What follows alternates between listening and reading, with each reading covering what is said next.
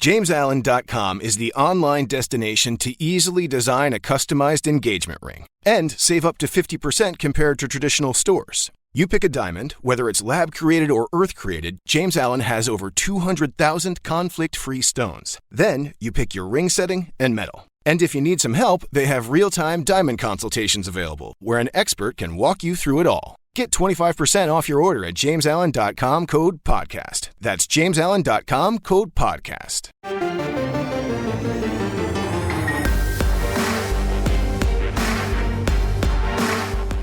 You've discovered your link to GoPowerCat.com's PowerCat podcast. Now, here's your host, GoPowerCat.com publisher, Tim Fitzgerald. Welcome to the PowerCat Insiders podcast, and we have the whole gang today. It's very exciting. We have Matt Walters, of course, from the K-State Radio Network, Travis Tannehill, the former Kansas State tight end, and Ryan Black, the sports editor of the Manhattan Mercury. They are your insiders, and I am Tim Fitzgerald, publisher of GoPowerCat.com. You don't know this, but we've tried this once before, so the second time is going to be even better. Unfortunately, Kansas State has still lost. We can't redo that, 20-18 to Oklahoma State, but we are sponsored by Blue Mark Energy. Does your company or your employer spend $4,000 or more a year on energy bills? Would you like to reduce those costs by 25% or more and maintain the same level of service and reliability?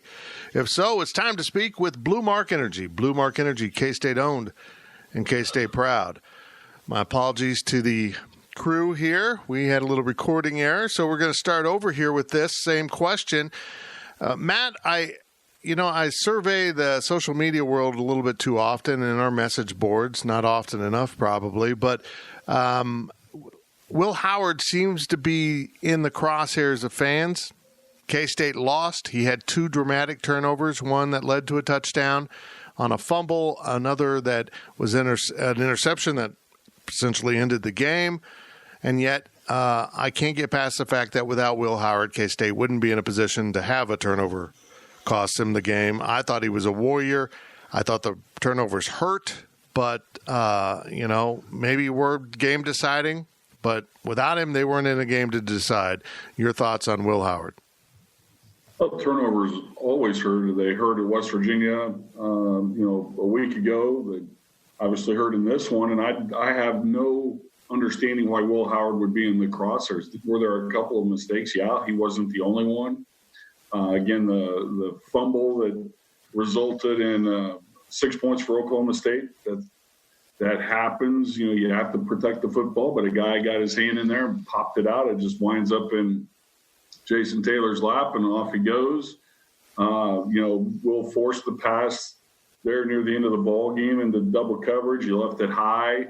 K-State, I think, really only needed to get about 30 to 35 yards to set up, and I know it would have been long, but I thought before the game a 60-yard field goal was in play, and if K-State gets 30 yards or so, 35 yards, it gives Blake Lynch a shot. It didn't happen, but, Howard runs for 125 yards and did some really good things. And, it was a game K-State very easily could have won. That's some of the disappointment they're dealing with right now is losing those. But, again, it's a beat-up football team. There are guys that are making some mistakes that need to get cleaned up. Some guys need to step up. But, I'm impressed with what Will Howard's doing. He's given K-State an opportunity and opportunities to win games. And it just, what happened in Morgantown, totally different than what happened on Saturday. But unfortunately, it winds up as a loss for Kansas State. Now they've got 2 weeks before they go to play a pretty good Iowa State team up in Ames. Ryan Black, give me your overall thoughts on this game. Well, it ended up being closer than I thought. I don't remember what the final line before the game ended up being. But didn't they open as 10-point favorites, meaning Oklahoma State? And then the last one I saw was 12 points. Yeah, 12 it and a was half. going up, yep. So, my prediction, the win in Friday's paper was 34-20 in favor of Oklahoma State. Now, obviously, at the time, I was not aware that Tylan Wallace wasn't going to play an offensive snap for Oklahoma State.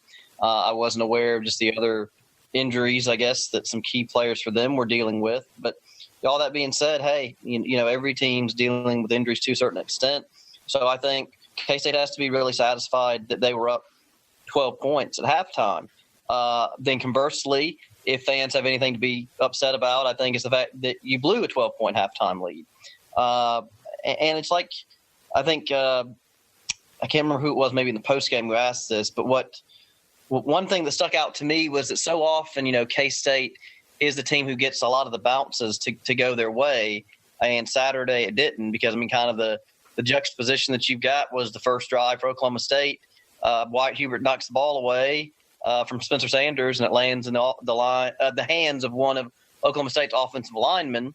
And then Will Howard fumbles the ball away right into the hands of Jason Taylor, who takes 85 yards back for a touchdown. So, again, I think you can't take anything away from how well Will Howard played, at least running the ball. I'm sure there were quite a few throws that he probably would want to have back. But, again, I just think the fact that K-State was so close to even winning the game is something that people should be pleased about, considering I think a lot of people really thought Oklahoma State was going to maybe come into Bill Snyder Family Stadium and potentially make it a laugher.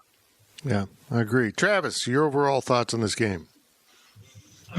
Overall, I just felt really, I felt bad for the team, and I especially felt bad for Will Howard. Just from an emotional standpoint, that kid laid it out there on Saturday, and, the two biggest mistakes of the game were both made by him, and they were very costly. So I feel bad for him. We saw some of his teammates on the sideline as the clock was ticking down, putting their arm around him, making sure they know that, trying to keep the positive vibes headed his way. But, really, you look at, the fumble, like Matt said, fumbles happen. I've fumbled. Everyone's fumbled before. It happens.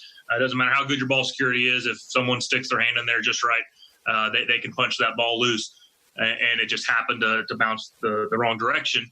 And then, any true freshman quarterback trying to lead a 2-minute drill. That's 2-minute drill really is, from a quarterbacking position, that's kind of the epitome. That's when you're at the peak of your quarterbacking game, is when you can go down and lead a successful 2-minute drill time after time. That's the hardest thing to do as a quarterback.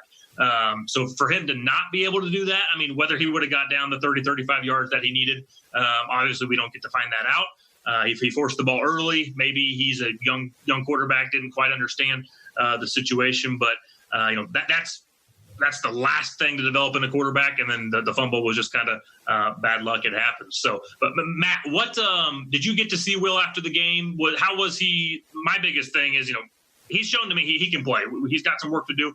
He's going to be a good quarterback here for a long time. But just from an emotional standpoint, was he obviously down? Was he too down? Was he?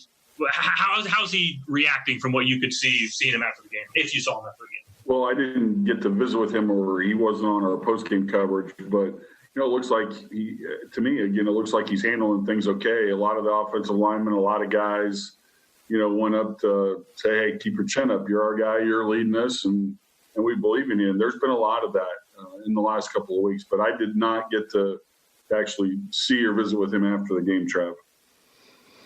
Man, that had to be difficult. That's difficult for a senior to have that happen to him, and let alone a true freshman where you're still trying to build confidence.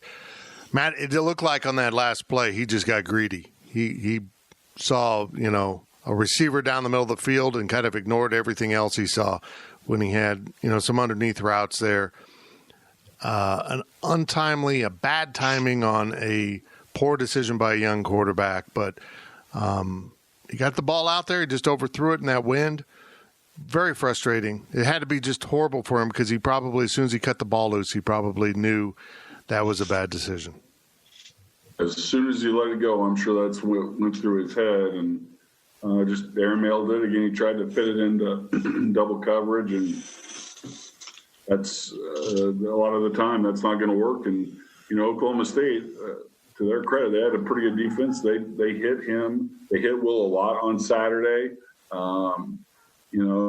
They're aggressive. There's a reason they're ranked so high in a lot of the categories that they are. And that was the side of Oklahoma State's team that wasn't, I don't think getting enough talk and consideration. But, Will Howard's fine. I'm sure he'll shake it off. He's going to face another really good defense again in a couple of weeks. So he has no time to dwell on it. He has time to learn and understand what he did not do correctly, but he can't waste any time on what transpired, because what's done is done, obviously. Ryan Black, the 2-point conversion in the first half. Your thoughts? I feel the opposite of what Chris Klieman said in the postgame, where, you want to get the 14 as quickly as possible, because I'm always the type of person who take the point that's the guaranteed, or the closer to the guaranteed point, because you know what? More often than not, when you don't convert a 2-point conversion, it almost always comes back to hurt you in a close game. And, again, I know we're sitting here with the benefit of hindsight, but like immediately when they were going for, I turned to my coworker and said, I don't like this call. And again, and Chris Klieman pointed out, hey, it was a good call that just wasn't executed well. But again, I don't know if this puts me in the minority in the group here, but I would have just kicked the extra point and taken that as opposed to going for 2. Well, I'm okay. At early in the game, Yeah. it'd been different if it was early in the fourth quarter. But in the second quarter, absolutely not. No, I'm not going to go for 2 points. No. Yeah, that was my thought. I know what the chart says. The chart says you go for 2, but I don't think you pull the chart out until the second half at the earliest, if not the fourth quarter. I don't think the chart's in play until there are fewer possessions. There's too much unpredictable for me mathematically in the second quarter with how many points are going to be scored to know that we've got to have this 2-point conversion, because in hindsight, you didn't have to have the 2-point conversion. Well, and Fitz, just look at what happened, is that so if K-State just kicked the extra point, then it's 13-13 at the end of the third quarter instead of 13-12. Mm-hmm. And so now, hey, you guys keep playing defense the way you're playing defense on both sides, then you're going to overtime. And instead of basically saying, well, now we have to get at least, we need to get a field goal to even win the game. That's why. And again, I know the whole thing is, okay, Ryan, well, just if they took the extra point, that's no guarantee the game would have gone the same way. But I'm just saying that we have to look at what's in front of us. And I'm just saying that, the extra point obviously ended up being costly there. Yep. Travis, your thoughts on the 2-point conversion? As a player, you don't even really you don't even think about that stuff because you just do what you're told. So, if coach tells you to go for 2, you go for 2. If coach tells you to go for 1, you go for 1. So, as a player, I don't even know if they're aware of the chart or really even in tune to that. You're kind of just worrying about, each play. But, now looking back, as a fan and as a media member, I'm with Ryan. You kick the 1. How often do we see a game end up 21-28? The 28, 28, 21. It never ends perfectly. We always have scores that are all wacky nowadays. So it's like, why does that even matter that you're hitting the perfect 14, 21, 28, or 24, or the, the 17s? It's like, who cares? Because the scores never end up that way anyways. So why are we trying to match this perfect, going by 7s kind of, pattern per se? So I'm with Ryan. Way too early. Late in the third quarter, maybe you start to think about that, but early on in that game, take your points. We got a lot of football to play. Matt, I'm not one to criticize the kind of coaching decision, but or parse what Chris Klieman has said. But when he said we made the right play call, I kind of said, I was thinking no, because that play call required Phillip Brooks to turn around and look right into the sun, basically. I don't think he really located the ball properly because kind of turning around and all of a sudden having the sun in his eyes. I don't know. It should have worked, but it didn't work not because of some magnificent outside force, because your team didn't execute the play. I thought it was too early. Just take the point, get up 13, don't give up any momentum, keep going. I respect the call, but the first thing that went through my mind is it's early to chase the points. Yeah. And, after K-State didn't convert, I thought, there were times where Bill Snyder was chastised for not being aggressive enough and not maybe taking some chances. So I respect the decision. I understand why it was made, but it was pretty early in the ball game, obviously, and I thought Brooks should have caught it myself. It went right between his hands, and if he catches it, then who knows what that does to the complexion of the ball game. But I think it surprised a lot of people, and Again, I respect the aggressive nature. Was it the call I would have made? I don't know. I'm not in those shoes. But again, the first thing that went through my brain was chasing the points kind of early. But I understand why that happened. Ron Black, the defense for K-State. I know Tylan Wallace was out, but it was a windy day. I'm not sure how much throwing the ball was going to be that significant as normal for Oklahoma State. They held Oklahoma State's offense to roughly 250 yards of offense. They only gave up 13 points to that offense.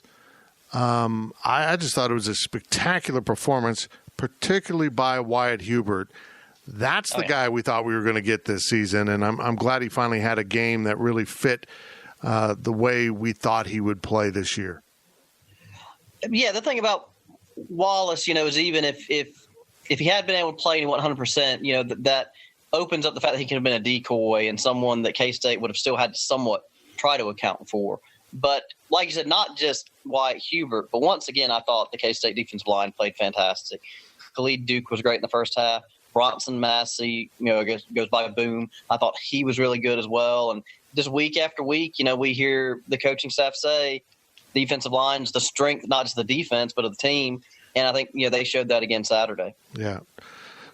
Travis Tannehill, that's remarkable because I thought the defensive line would be okay this year, but I was worried about the tackles. I wanted to see who was going to help Wyatt Hubert kind of take away some attention from him. And it's all happened. I mean, they have really put it together along that defensive line. Yeah, overall, they're just a unit that I thought was going to be maybe a liability for this team. It has turned out to be, a strength overall in the defense, and then, especially stopping the run game. So, like you said, Wyatt has been a little disappointing this year. I know he's taking a lot of double teams, which is bringing up some other guys, but overall, that was Wyatt's best game by far, in my opinion, not just from the production standpoint, showing up on the scoreboard, but, just overall watching him play. He was whooping that left tackle and that right tackle. Just almost every single snap, he was almost getting to the quarterback. So it was fun to watch. That defense is fun to watch. Kansas State's going to need him to continue to play well throughout the remainder of the season so they can just stay in ball games like this. With Wallace being out, that was a huge difference maker. We kind of talked last week. The game plan for K-State has to be, shut down Wallace and then, shut down the run and you got a chance to win this game. Well, Wallace was out. So that helped with that. And then you can put some numbers to the box and shut down the run game, which they did a relatively good job. I think 150-ish yards or so was what they gave up in the running game, which isn't a bad performance by any means from the defensive unit. So overall, they're fun to watch. They're getting better. Nice to have A.J. Parker back and healthy. So, they're going to need this team defense to play well throughout the remainder of the season to have a chance. Matt, it's easy to say Tylan Wallace was out. It hurt Oklahoma State's offense. But Justin Gardner was out for Kansas State's defense. And he would have been the guy that probably would have pulled Wallace's card the most in that game. So we were stolen a great matchup because I think Justin Gardner at 6'2" could negate some of the things that Tylan Wallace does in terms of being able to high point the ball, being able to be athletic and make some circus catches. I thought Justin Gardner was the answer to that, and we ended up playing the game without either one of them. Tylan Wallace is the best wide receiver in the Big 12. He's one of the 3 best wide receivers in college football. I thought it had a dramatic impact on the complexion of the game, without a doubt.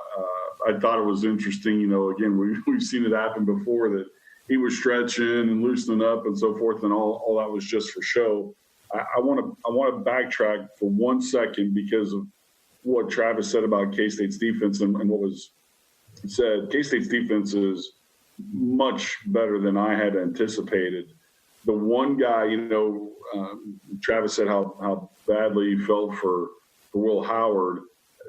The guy on defense I felt badly for is Ross Elder.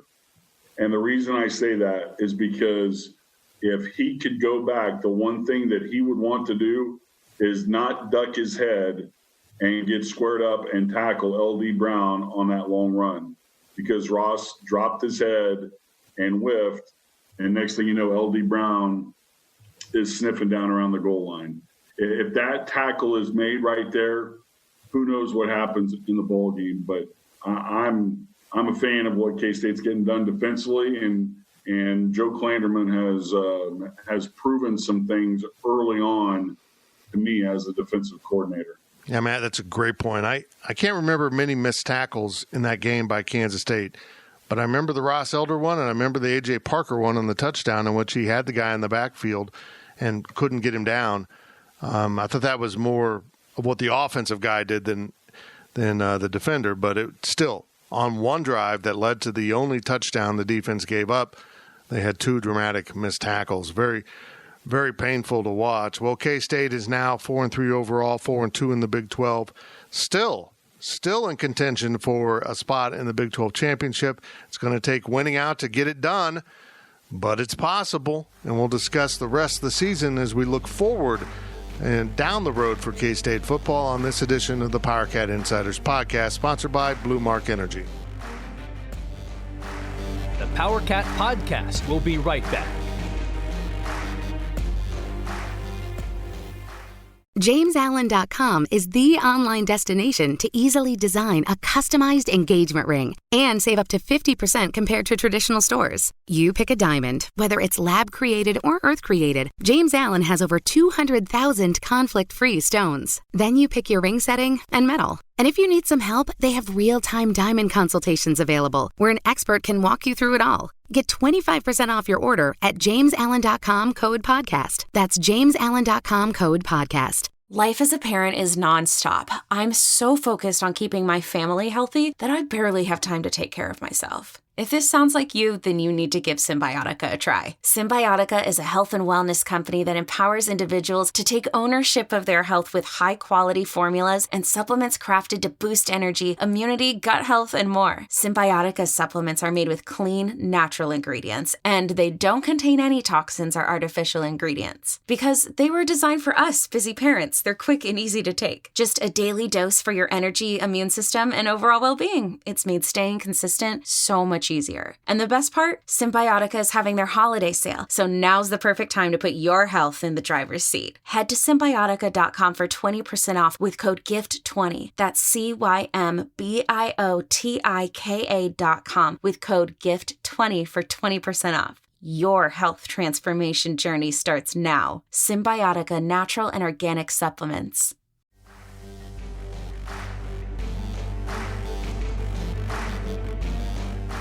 We now send it back to the PowerCat podcast. Welcome back to the PowerCat Insiders podcast. We're sponsored by Blue Mark Energy. It is Tim Fitzgerald, Matt Walters, Travis Tanhill, and Ryan Black of the Manhattan Mercury, digitally conferring via Zoom. Let's say it that way. Blue Mark Energy is a natural gas products and services provider serving feed yards, hospitals, hotels, manufacturers, and school districts throughout the Midwest. And Blue Mark Energy is the natural gas provider for the Kansas State campuses in Manhattan and Salina. Blue Mark Energy, K-State owned and K-State proud. Guys, one of the things that I don't like about having the Zoom version of this is we don't fight over who gets to do the reads now. I do the reads. I'm stuck with the reads. Man. I would want Ryan to do them if we were in person. You would want it? I would want Ryan to do them. Yeah. Why's that?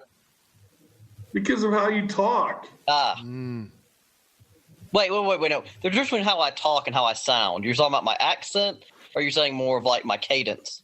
There's a difference. Both, all of it. Oh, okay. Everything. Just because of Travis appreciated that. I could have made you jump off sides. Just because of what comes out when you open your trap. Amen. Okay, I'm just going to throw open the topic here. Whoever wants this, go for it. What does this mean for K-State? I know they lost, but I expected them to lose.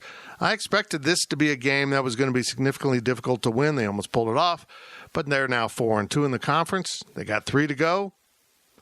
Guys, I'm okay with this. I mean, you still hold your own fate. You want to do something, you can go do something about it. It all is not lost in my book. Someone go.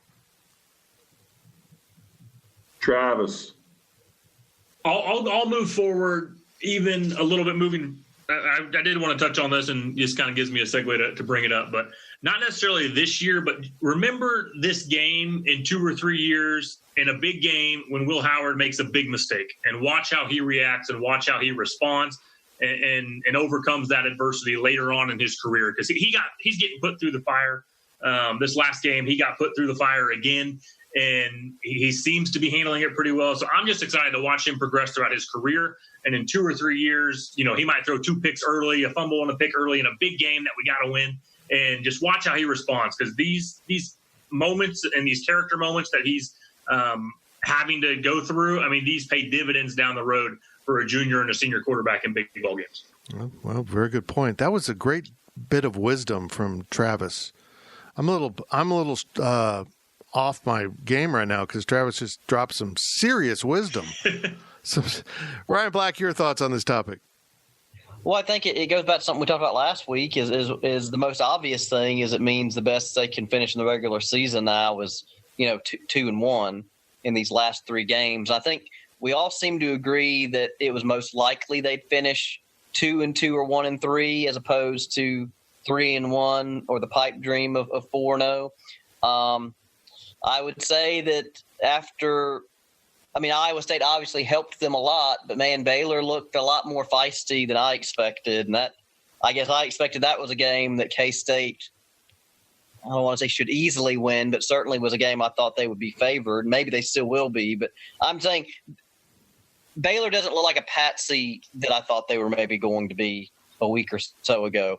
And something, it came to my mind because of what Travis just said is I don't know how many of the fans, the ones that we talk about this unrest over Will Howard, think about the fact that, it's compared to like, okay, for instance, when Skylar Thompson had to come on a few years ago in 2017 after Alex Delton went down, and that was also Jesse Ertz had suffered a season-ending injury. And they want to maybe compare and contrast. Well, one thing was Skylar Thompson was a redshirt freshman, and 2, he obviously had all of those practice reps and time of spring practices. Will Howard is literally going into these games with only a, preseason camp's worth of reps.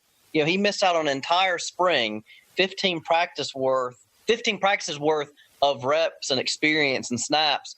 That I just think that when people want to say, well, it's easier now than ever for a freshman to come in and play well. Well, yeah, but that's in every year that's not this crazy pandemic 2020, right? And so I just think that in a way it makes what Will Howard's already done even more impressive because of the fact that he had literally no reps to go through during the spring. No, I agree. I think it's remarkable he's as good as he is. I'm a little surprised we didn't see mistakes earlier on, but now he's getting into those mistakes. And you know what, Matt? Quarterbacks make mistakes. Brock Purdy, a lot of people thought that was the best quarterback in the Big 12. Baylor just didn't get off to a good start in the first half against Iowa State. Brock Purdy threw 3 picks, and I think at least one was a pick 6. Quarterbacks make mistakes, and you have to pull yourself together, and he was able to do it in the second half against Baylor. And I think that Travis is right. That'll come. You learn from that. It kind of hardens you and teaches you got to go out there and make the next play. We brought that up that he hadn't had or he didn't have spring ball a number of times. And, who feels worse this week, K-State or Baylor? Baylor had a 14-point lead in Ames, had a pick 6, let it get away. Their defense fell apart, but Iowa State made plays. They got a lot of veterans. Again, this is just a year that's going to have an asterisk by it. It's a mulligan. Do wins and losses matter? Yeah, they do. But to me this year, again, they don't. Will Howard's going to grow. He's already grown. Guys on the defensive side, who on earth thought Echo Boydo was going to do what he's doing right now? Come on. Jalen Pickles come out of nowhere. Maybe he's kind of leveled off a little bit in the last couple of weeks, but, this is a I don't want to say intramural season because it's not intramurals, but K-State is going to, I think in what Travis said about 2 to 3 years from now, this season, 2020, is going to pay off for a lot of guys. not just Will Howard. No. Yeah, Dan Hawkins would have told you this isn't intramurals either. Good. I hope you guys remember that reference. Oh, absolutely. Michael Goins. It's Big 12 football.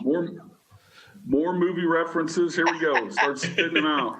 I did watch It Chapter 2 earlier this morning because I woke up at like 3 a.m. and I've been up since then. And I was like, I hadn't seen this yet, so I'm going to watch it. But that has nothing to do with what we're talking about, so I don't really see why I need to go into it. I found that interesting. Yeah, it's funny you brought up the Hawkins thing because Michael Goins, our columnist, just used that reference in his column this morning. That's kind of How about that? Ryan Black, does he get all of his stuff from Go Power Cat? We discuss in part 3 of the episode. Travis, I look back at week 1 when Kansas State lost Arkansas State. I'm happier than hell we're discussing a possibility of still being included in the Big 12 championship game after 6 conference games. After that trash spectacle we saw in the opener from Kansas State. To me, this is all extra. This is all bonus. And Matt's right. This is all glorified practice. All these freshmen will be freshmen next year if they want to be. It really, for a program like Chris Kleiman and Kansas State, what they're trying to do, this is almost a weird godsend that you get a season that counts but doesn't count, and it doesn't count against anyone's eligibility, so just get better. It's pretty amazing.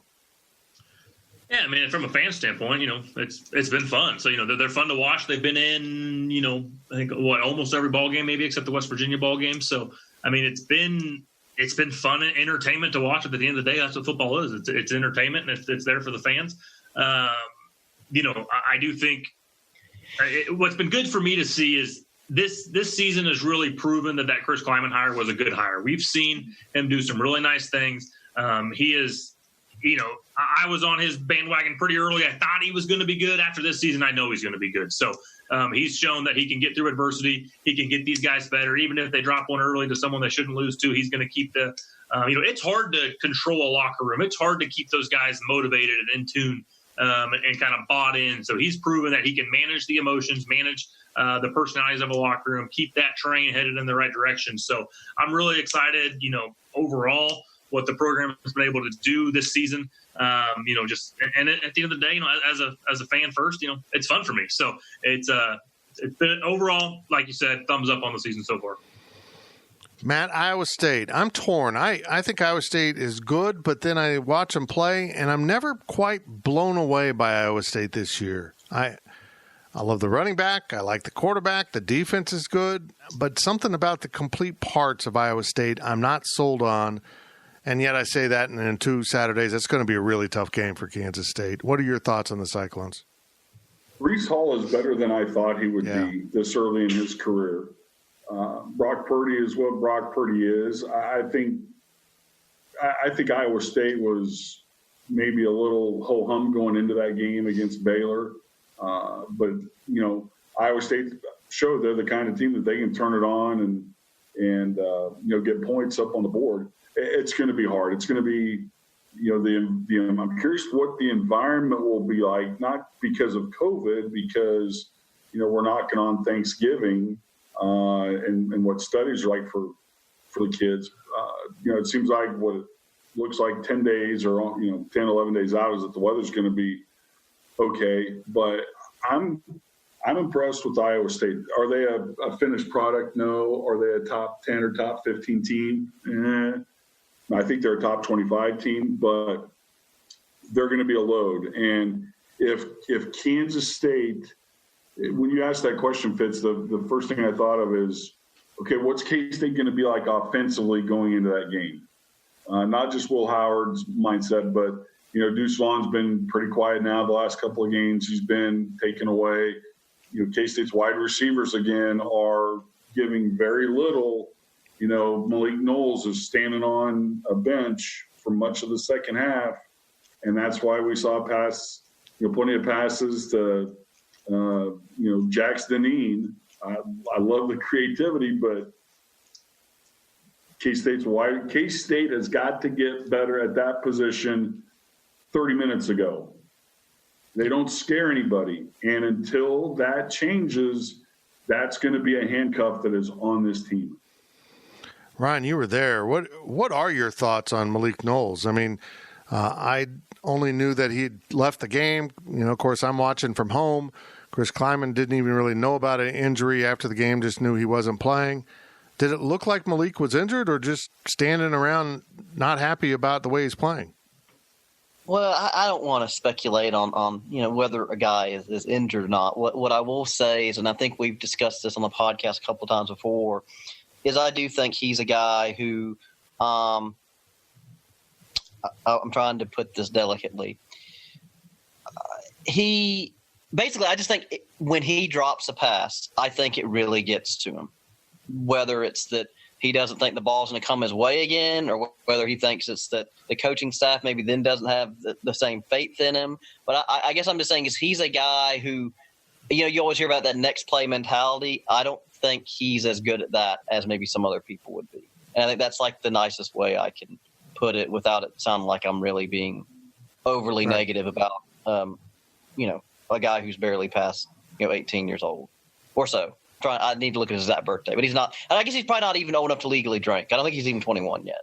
So I just, but I mean, heck, he's shown that when his head's on straight and he's completely engaged, he's an incredibly explosive player. I mean, just go back and look last year when he was healthy and how good he was, not just as a receiver, but guys, remember, he was the guy at kick return before Joshua Youngblood became an All-American. When it comes to Malik, he has been banged up, and I think part of it is from kick returns. I think that's where he's taken the shots. I know he had a groin injury up at West Virginia last week, so he's a little bit banged up. There are things that you have to play through. It's one thing to be, and I'm not leaning one way or the other. What I'm saying is it's one thing to be hurt. It's another thing to be injured. And you have to fight. You have to fight through that. You either have to go through that brick wall or you have to climb that brick wall. That's something that Travis can talk about if he so desires. But Malik and Shabastin should be K-State's two best wide receivers. K-State was even down Landry Weber. So that's why you started to see more of DJ Render in there in the course of that ball game. And I know that K-State's focusing on that area, but that is, think about it, guys. But backtrack again. Going in, we thought offensive line and certain aspects of the defense were going to be glaring question marks and potential weaknesses. Did we really think K-State's wide receiving core would not be producing much at this point in the season? That, whether it's Jason Ray, whether it's Chris Kleiman, whether it's Colin Klein, they have got to go find dudes that can high point the ball, that can make plays, that can take a shot, shake it off, get back to the huddle, and live for that next play and go. Those are the guys right there, along with the offensive line. They're the ones that need to pick Will Howard up, because that's how Will Howard is going to get better. Travis, the differences between injured and hurt, and a second question for you, the difficulty of calling plays when your receivers aren't being productive. I mean, what Matt mentioned, it is a fine line between injured and hurt. Obviously, you don't want to be doing any more damage to your body that would compromise you for, games down the road, seasons down the road, the rest of your life. There are some guys that, when you're 50 years old, you got bad knees that you played through, and is that a good decision? That only that person can make that decision. But how I drew the line was, as long as I'm not hurting myself for future games or future seasons, I'm playing. So, and as long as I still believe I'm the best player on the depth chart. I remember I got hurt my sophomore year in the middle of a game against Iowa State at Arrowhead, separated my shoulder. And coach asked me if I was good to play. And I said, honestly, I can play, but our number 2 is better than me right now. So you should probably play him, because that's going to be a better offensive unit on the field.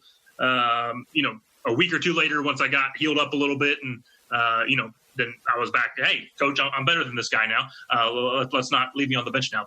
Put me back in, coach. But overall, I mean, that line between it is hard. As long as you're not doing further damage, I think you got it. And as long as you're still the best person to be out there, I think as a player, you have to demand to be out there. You have to want to be out there. The coaches have to put you out there. So, I mean, it's a hard line to battle and to be on either side of it. But overall, I mean, I think if you're Malik Knowles, I don't find a way you're not out there unless you're seriously injured. Because, I mean, even a gimpy Malik Knowles, I still think is one of our better receivers. I mean, shoot, Jackson Dean was our leading receiver. I mean, who had that going into the game with 4 receptions? I mean, that just shows you how depleted that wide receiver room is. And we'll touch on, the second half of that question fits with how hard it. I mean, Will Howard's got a heck of a hard job. I mean, he's got no one open. He's got no one to throw to. You take the sack, everyone thinks you're an idiot. You didn't find the open receiver. You throw it into double coverage and you throw an interception, everyone thinks you're an idiot. So those guys just have to get open. Like Matt said, down the road, you got to get some dudes in there. At the end of the day, that's the solution. But for this year, I mean, my guy still, I think Phillip Brooks has to be that guy. Malik's proved at this point in the season, Malik's proven to me he's not going to be the guy. I think Phillip Brooks has to step up. He's tried. He had that big drop on the 2-point conversion, but I think he's kind of been the one that's shown enough excitement, enough spark that he can be the guy if K-State can focus on getting him the ball. So I think if you're K-State, you got to transition from Malik Knowles to how can we get the ball into Phillip Brooks' hands, because I think right now he's your best receiver. Ryan Black, a little something most people don't know about me. I do some sculpting on the side. I've been working in my garage on the Matt Campbell bust for the College Football Hall of Fame. Should I continue work on that, or is 8 wins pretty much what we're ever going to get from Matt Campbell, or is this the season they're going to play for a Big 12 championship? Okay, see, I wanted to make sure. I thought you were going to go into a joke about body sculpting, and I'm like, we know you don't do that. So I was, well, I'm sorry, guys. Throw in like one of those like special effects, like zing or whatever, or sad bugle or trumpet or something. Anyway, or rim shot. But the thing about Campbell is, again, and you guys know a lot more about the history of Iowa State in terms of just the domination K-State has had over them for quite some time now. But, they have not been a winning program really, I guess, almost ever. And, Campbell, has done a pretty good job to get Iowa State to at least being consistently respectable in the Big 12, which I know has been darn near impossible. Because this is like, the first time, like last year was like the first time in history, at least since like the 1970s, they'd been to a bowl like in 3 consecutive years. I mean, that's pretty crazy when you think about how many bowls are out there now. I know it used to be a much harder task to get there. But my opinion on him, Fitz, is he's maybe not as good a coach as maybe he's praised to be, like this wizard, on the level of, I guess, Bill Snyder. But I don't think he's as overrated as some people who like to constantly take pot shots at him. So that was kind of a long-winded answer from me. That's all right. That's all right. I'm a person who likes to take pot shots at him. Yeah. Matt, final thoughts before we sign off. Do you have any? Can't wait to do this next week. And Matt Campbell's a pretty good coach. Hall of Fame coach, not yet. Long ways to go, but good coach. There we go. We'll talk more about K-State, Iowa State next week on this podcast. Trav, before we sign off, the volleyball team is ranked 12th in the country. The volleyball team is very entertaining. As a volleyball husband, what are your thoughts? Shoot, they've been we do tune into a few games online and on they're on some ESPN2 plus all networks and whatnot. But man, they are fun. They got a young team. Hold on, I'm going to search they got that freshman who's just a stud. Do you recall her name? Aaliyah Carter. Carter, yeah, that Carter girl. Oh, she's like, 5'8", 5'9". She's not real tall, but she can jump out of the gym.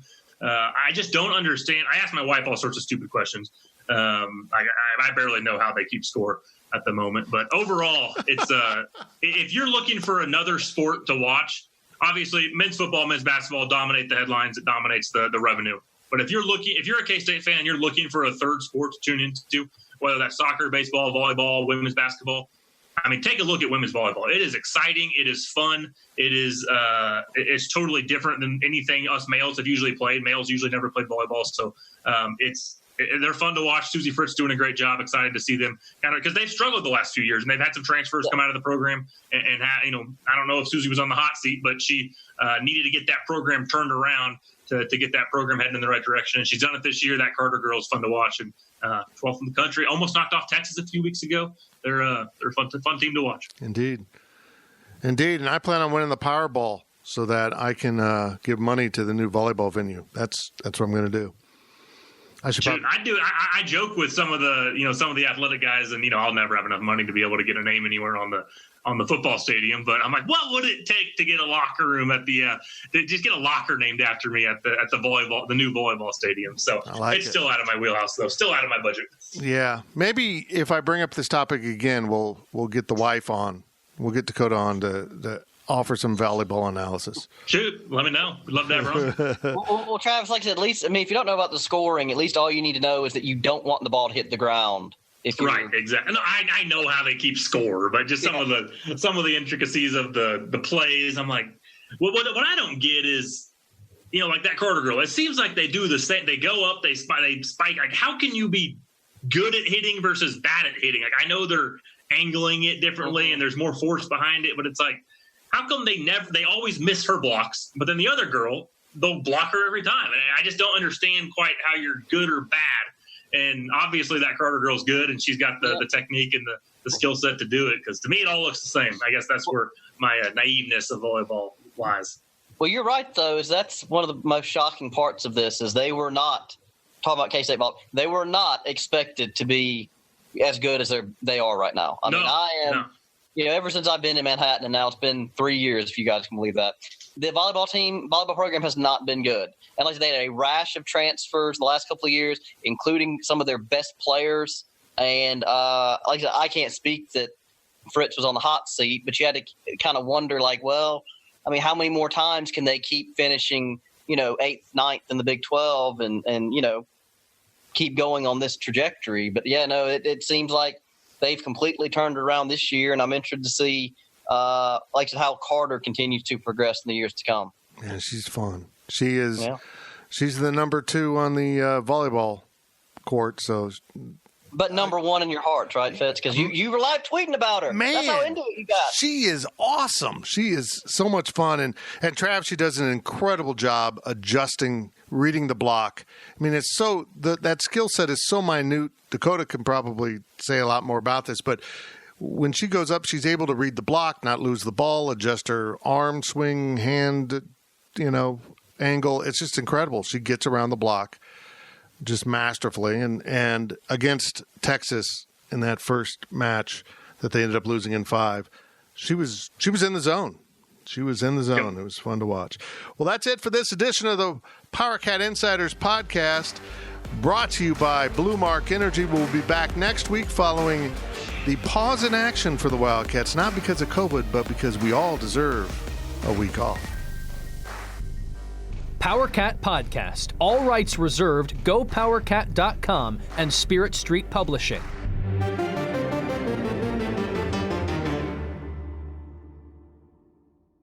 With BlueLink Plus, you can access your Hyundai Tucson Limited remotely. Doors unlocked, temperature set, lost car found. There it is. Get complimentary class-leading BlueLink Plus. Call 562-314-4603 for complete details.